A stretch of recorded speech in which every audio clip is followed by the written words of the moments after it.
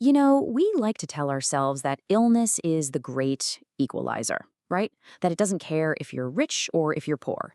But what if that's just a comforting myth? Today, we're going to pull back the curtain on how wealth creates not just better healthcare, but an entirely different biological reality.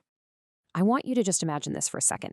You're sitting in a waiting room, you're scrolling on your phone, and you've been waiting weeks just to see a doctor.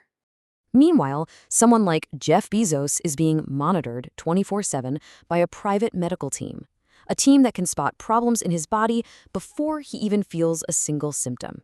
See, this isn't just better healthcare, it's a completely different reality. And this isn't some abstract idea. There's actually a name for this hidden system that most of us never even see. It's called the biological wealth gap. And believe me, it is just as real as money. It's a system where your bank account directly translates into your chances of survival. And this really leads us to the big, uncomfortable question we're tackling today. Are the rich actually living longer simply because they figured out how to quietly hack the entire system? Okay, so let's get into it. To really understand this biological gap, we first have to understand the financial one.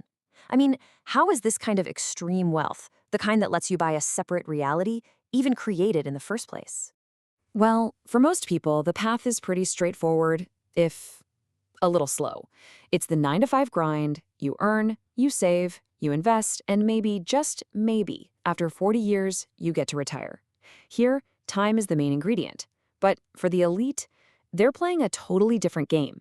It's not about time. It's all about access. Access to things like inheritance, massive business scale, and this incredibly powerful tool called leverage. And check this out. This really puts the head start into perspective. A massive chunk of all wealth isn't actually built from scratch. It's just passed down. That means a whole lot of people are starting the game with an advantage that's almost impossible to overcome. A financial cushion that just absorbs all of life's problems. So besides just winning the parent lottery, what are these other paths? Well, they're all about building systems, not just collecting salaries. We're talking about starting a business that can scale to something enormous like Amazon, or using leverage, which is really just a fancy way of saying you use other people's money to make a much bigger investment than you could on your own. Think about real estate empires built entirely on bank loans. These aren't jobs, they're wealth creation engines.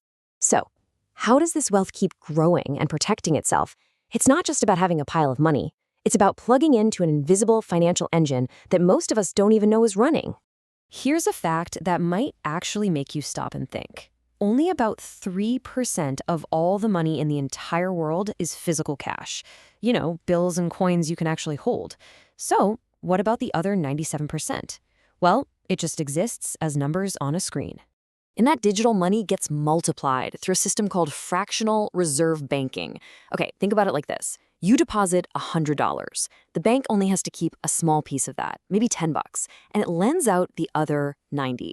Now that $90 gets deposited by someone else, and their bank keeps $9 and lends out $81. This cycle just keeps going, basically creating new money from your original $100.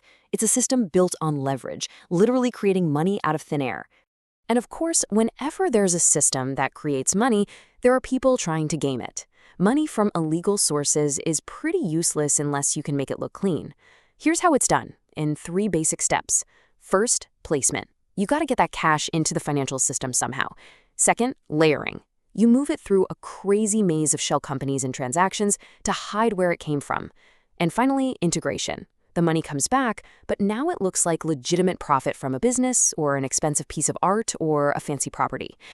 And the scale of this is just mind-blowing. The United Nations estimates that up to $2 trillion is laundered around the globe every single year. But here's the real kicker. Out of that insane amount of money, investigators only manage to recover about 1%. 1. That creates this huge, untraceable river of capital.